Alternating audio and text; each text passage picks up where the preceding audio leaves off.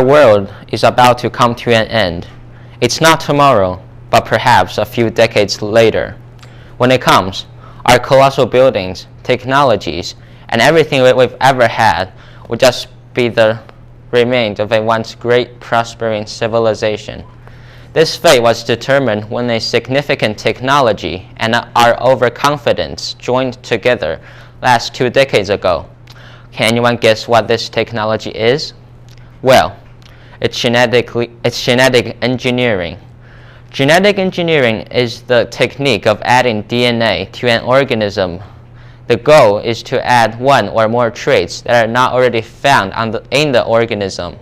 The earliest use of genetic engineering dates back thousands of years ago, where farmers crossbreed crops in order to increase their food production.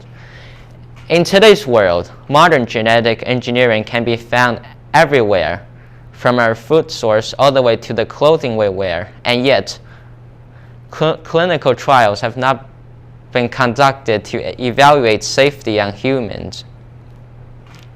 But nevertheless, other experiments that have been conducted suggest genetic engineering has many dangerous health side effects, and it is a massive pollution contributor today. Since the introduction of modern genetic engineering in the 1970s by a scientist named Stanley Cohen, modern genetic engineering has become an indispensable part of our lives.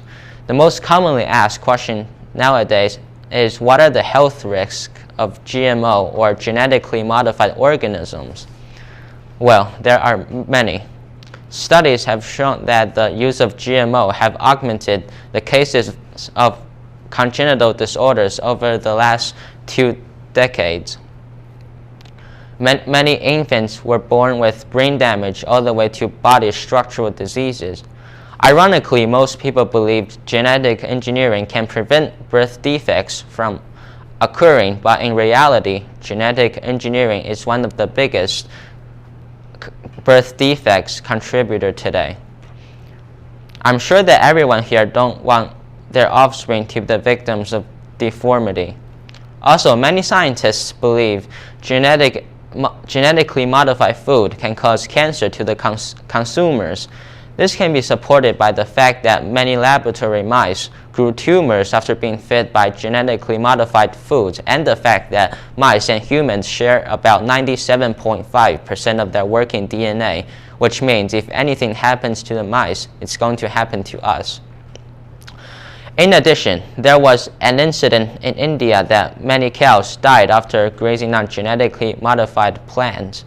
Although this phenomenon still remains elusive today, but the message is conspicuous.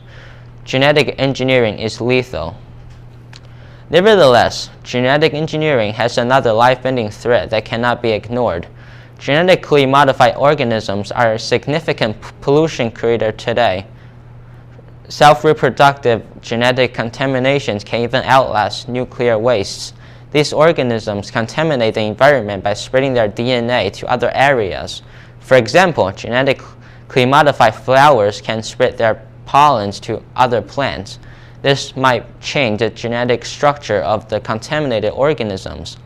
In addition, genetic pollution are also creating economic losses for organic farmers who are desperately trying to make their crops pure. What will happen if these plants contaminate us? Although there is no answer to this question, but surely it won't be good. We must hold this technology before it is too late. Time is still an ally with us. Even though individuals like you and I can't do much about it, but collectively an effective way to discourage the development of this technology is to buy